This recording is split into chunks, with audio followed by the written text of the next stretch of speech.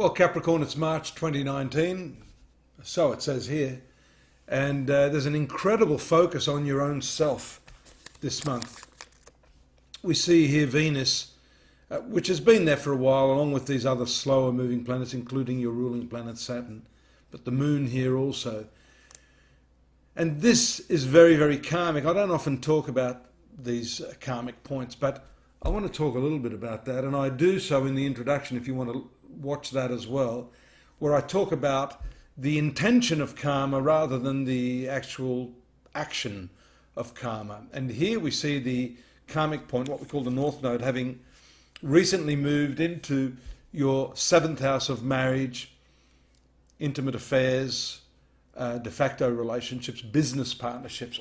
The karma is shifting now into this area of your life, with these planets also casting their influence here. So we have to say that this is going to, over the next 18 months or so, be a pivotal part of your horoscope, and one that you should pay attention to if you want to maximize the good karma in your life.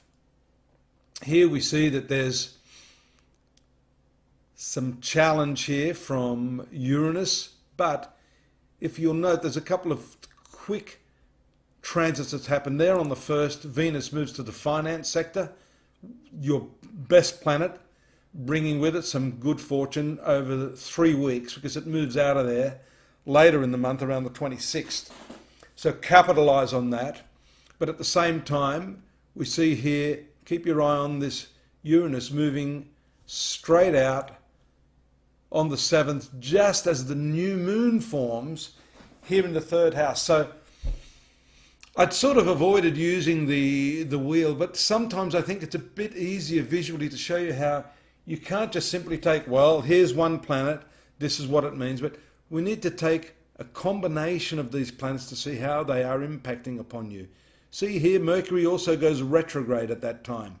So this karmic planet, challenged by the spontaneous and unexpected Uranus, then a new moon in the communication sector with a retrograde Mercury, communication planet here, in a triangular aspect, showing that the push to communicate, to make amends with your partner, has a spanner thrown in the works here. There's something that you want to get moving here with them, but may not be able to do. Here we also see the challenge from Jupiter in the 12th house. I've got a feeling, because Venus is in the finance sector, Jupiter, the expense planet, is here in the right angle to this new moon and Mercury, and these planets are influencing the karma, which is in your marital sector. This little trail of planets and aspects is all pointing to maybe differences in style financially, in what you want to spend, what they want to spend. In terms of business, don't forget that this 3rd house is very much a contractual part of the horoscope. So that's going to indicate communication, negotiation, wheeling and dealing. And because Mercury is retrograde, it also rules your legal house, the 9th house, then there could be some obstructions or delays in paperwork and communication over these matters. And you see the pivotal karmic point here. Karma of desire. In fact, karma is desire. Desire is what drives your karma. Desire is what fuels your intention. What is your intention? That is what's going to determine the good or bad or otherwise karma in your life. The 5th house here shows this explosive Mars, Uranus, Mercury, creative combination here around the 11th. A lot of driving energy here to create, to connect, to love. Here we see this aspect that I've been talking about gets more and more intense by around the 17th. And that's again with the moon transiting here in the 7th house of relationships and business partnerships. The transit of the sun is important. This is the Aries ingress on March 21 into the 4th house, which is your domestic sphere.